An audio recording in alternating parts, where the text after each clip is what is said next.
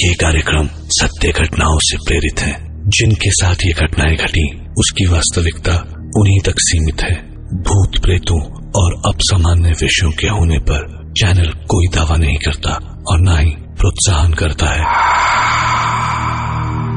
कहते हैं कि शैतानी ताकतें अपनी दुनिया से हमारी दुनिया में आने के लिए किसी माध्यम को तलाश करती हैं और दुनिया के कई कोनों में लोग प्लानचेट जैसे कई तरीकों से खुद उनको बुलाते हैं। पर कभी कभी ये शैतानी ताकतें अपने आने के रास्ते खुद ढूंढ लेती हैं और ऐसा ही एक रास्ता बनी एक दुकान और उसका मालिक। मैं डॉक्टर नागर, पेशे से मनोवैज्ञानिक और पैशन से ह्यूमन माइंड का फैन, हर रात आपके पास लेकर आता हूँ मुझसे मिले कुछ लोगों की आप बीती कुछ घटनाएं जिन्हें सुनकर आप सोचने पर मजबूर हो जाते हैं।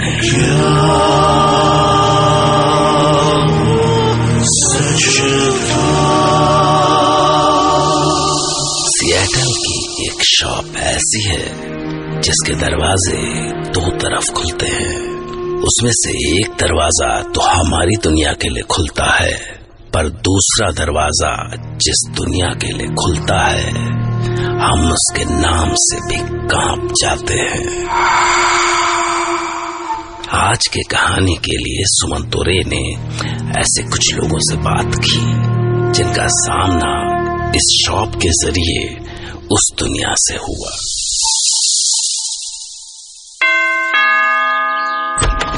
हाय Sumanto. Hi Nancy, how are you? I am good.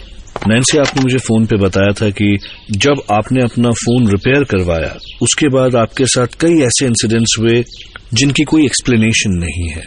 I want to know the full story. Actually I was in college second year और मेरा नया फोन गलती से पूल में गिर गया। घर पे बताती तो ऑब्वियसली डांट पड़ती, तो मैंने सोचा बिना किसी को बताए रिपेयर करवा लेती हूँ। मेरे एक फ्रेंड ने मुझे ओल्ड मार्केट में एक शॉप के बारे में बताया कि वहाँ पे बहुत चीप में फोन्स रिपेयर होते हैं। मैं उसी शाम कॉलेज के बाद वहाँ गई। हेलो हेलो, कोई है? हेलो, कोई सुन रहा है? अचानक से एक बौना आदमी न जाने कहां से मेरे सामने आ गया। वेल, हेलो, मैं हूं ना। वो बहुत अजीब था। उसके चेहरे पे एक अजीब सी स्माइल थी, जैसे कि वो कुछ ऐसा जानता है जो कोई नहीं जानता, और उसके दांत ही नहीं थे। मैं उसे देखकर थोड़ा डर गई, लेकिन आई थॉट कि जल्दी से फोन रिपेयर करवा के चली जाती हूँ। नहीं, आज आपका काम नहीं हो पाएगा। कल रात को आकर ले जाना। अरे लेकिन मुझे आज ही चाहिए। आप एक्स्ट्रा पैसे ले लो, थोड़ा अर्जेंट है। ओके मैडम, तो अभी कर देते हैं। वो अंदर गया और बस 5 मिनट में मेरा फोन ठीक करके दे दिया। सिर्फ 5 मिनट? हाँ, मुझे भी ये थोड़ा वियर्ड लगा, पर मैंने फोन चेक किया तो प्रॉपर्ली काम कर रहा था, मानो कभी खराब ही नहीं हुआ था। मैंने जल्दी से उसे पैसे दिए और घर निकल गई। दूसरे दिन तक सब कुछ ठीक था, लेकिन रात होते ही सब कुछ बदल गया। मैं अपने बेडरूम में सो रही थी और रात को 3 बजे फोन की बेल बजी।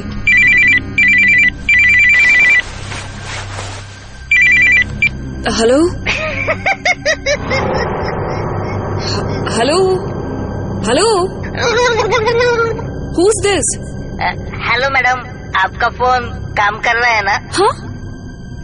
हाँ, फोन ठीक है, दोबारा कॉल मत करना। ये कहकर मैंने फोन रख दिया और मैं सोने चली गई। कुछ देर बाद अचानक से टेप रिकॉर्डर ऑन हो गया। ओ मैडम, ओ मैडम। मैं बहुत डर गई और जैसे ही मैंने टेप रिकॉर्डर बंद किया, टीवी अपने आप ऑन हो गया। Madam, madam.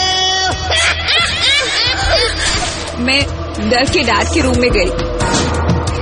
Dad dad dad दरवाजा खोलिए, डैड प्लीज। अगर डैडी को बताया तो बहुत डांट पड़ेगी मैडम। नया फोन खराब कर दिया।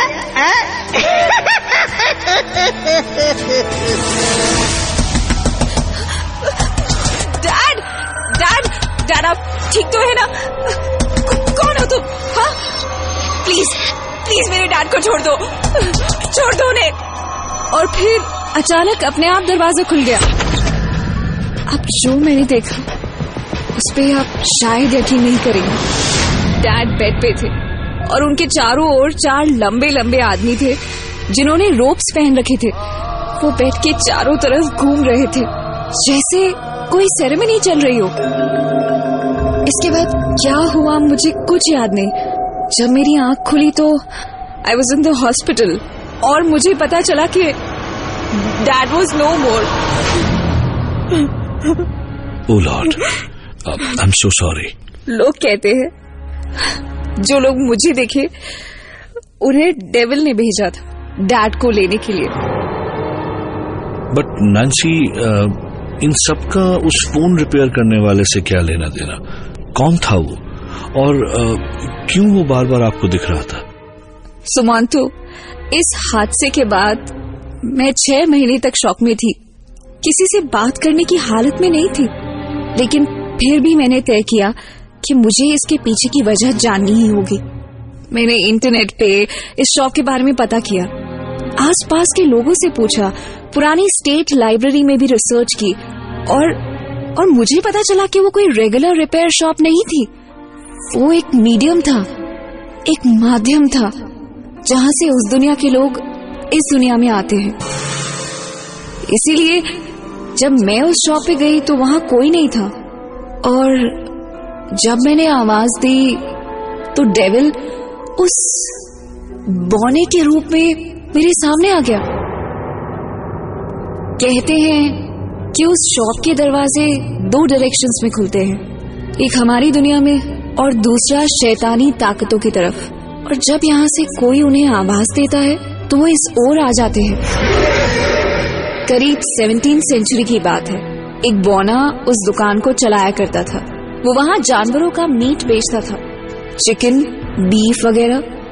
दुकान के सामने मीट मिलता था और पीछे के दरवाजे के उस पार वो जानवरों को काटता था। एक दिन एक आदमी वहां मीट लेने आया। वो बहुत ड्रंक था और अपने होश में नहीं था। मीट चाहिए, मीट। सर दुकान बंद हो गई है, आप कल आ जाइए। बंद मतलब अब भी खोलो। अरे पर सर अब तो मीट भी खत्म हो गया है। झूठ बोलते हैं। चल खोल दुकान, मैं भी देखता हूँ कि खत्म हुआ कि नहीं। तू झूठ बोल रहा है, झूठ। अरे चल हट। लेकिन हेलो कोई है? हेलो कोई सुन रहा है क्या? मैंने बोला था ना कुछ नहीं है। मुझ पे हंसता है तू? तो मैं लेकर जाऊंगा। सर लेकिन उससे उस बौने को उल्टा लटका दिया। नीट नहीं है। हाँ अब देखता हूँ कैसे नहीं है। सर ये क्या कर रहे हो आप? सर मैंने आपको मजाक नहीं उड़ाया। सर मुझे छोड़ दीजिए। सर मुझे छोड़ दीजिए।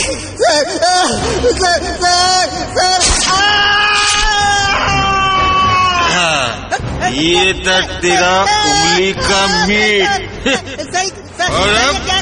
और अब तेरे पूरे हाथ की बारी है।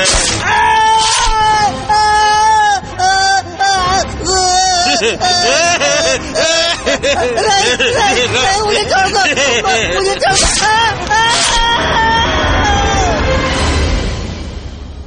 उस आदमी ने नशे में उस बौने के टुकड़े टुकड़े कर दिए और अब वो किसी ना किसी बहाने से लोगों की लाइफ में एंटर करता है।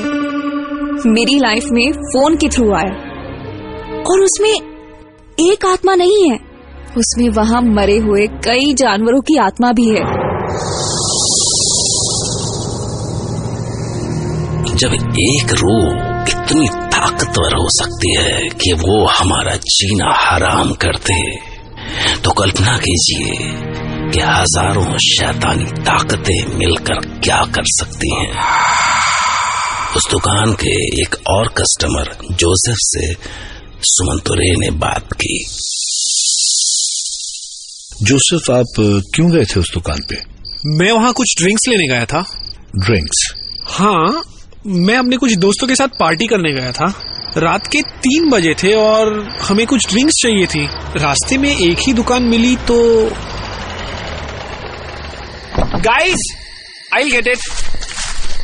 हेलो बॉस, कोई है? अरे हेलो भाई साहब, कोई सुन रहा है? यस सर, मैं हूँ ना। अरे यार सुन, मुझे कुछ ड्रिंक्स चाहिए थे। अरे सर, आप अंदर आके ले लो। है? क्या? चल ठीक है। मैं अंदर गया और मैंने देखा कि उसके हाथों में उंगलियां नहीं थी। मैं डर गया, लेकिन मैंने उसे इग्नोर कर दिया। मुझे लगा कि शायद कोई एक्सीडेंट हुआ होगा उसके साथ।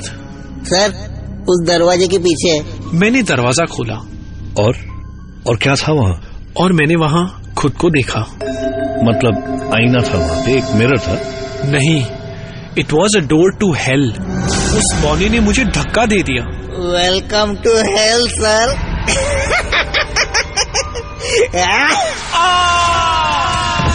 वहाँ कई जानवर थे। बचाओ बचाओ, please help me. Hello, somebody help me. Sir, इन सभी जानवरों को मैंने ही काट के यहाँ पे पहुँचाया है और अब आपकी बारी है।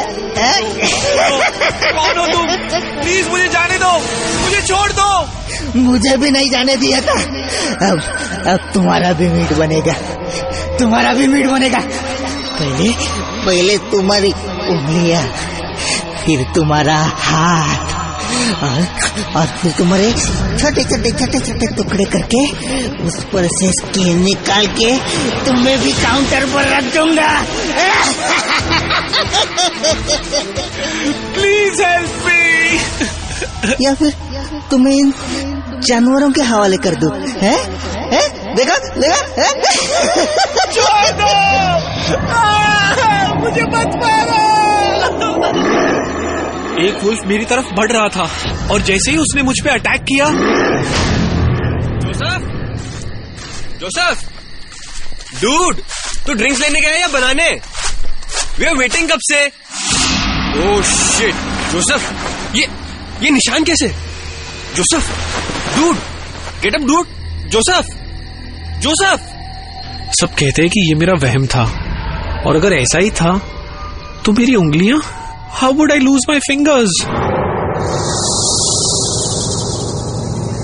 नैन्सी और जोसेफ दोनों ने ही दूसरी दुनिया के दरवाजे खुद खोले थे और नतीजे में नैन्सी के पीछे पीछे रूह उसके घर तक पहुंच गई। और जोसेफ के साथ जो हुआ उसका कोई एक्सप्लेनेशन आज तक किसी के पास नहीं है। लेकिन इस सब के बीच एक बात जो समझ में नहीं आती कि अगर ये मान लें कि ये सब रूहें नैन्सी और जोसेफ की कल्पना थी, तो जोसेफ की उंगलियां कैसे कटी और नैन्सी के डैड की डेथ कैसे हुई? और अगर ये सब सच था तो नैन्सी को उस दुकान पर भेजने वाला वो दोस्त कौन था? जरा सोचिए, क्योंकि मैं कल रात फिर तैयार रहूंगा आपके लिए एक ऐसी ही घटना, ऐसी ही कहानी लेकर, जिसे सुनकर आप भी कह पड़ेंगे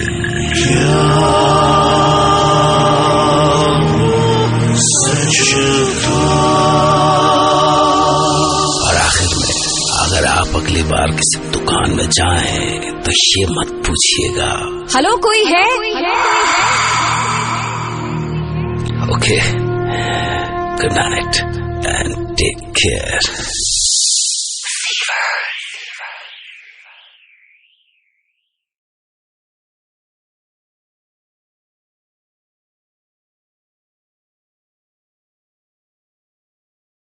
सब्सक्राइब कीजिए हमारे YouTube channel ding dung dong को ऐसे ही मजेदार किस्से और कहानियाँ सुनने के लिए। और कमेंट करके बताएं ये वीडियो आपको कैसा लगा। अगर अच्छा लगा हो तो प्लीज एक लाइक कर दीजिए और शेयर कीजिए अपने दोस्तों के साथ।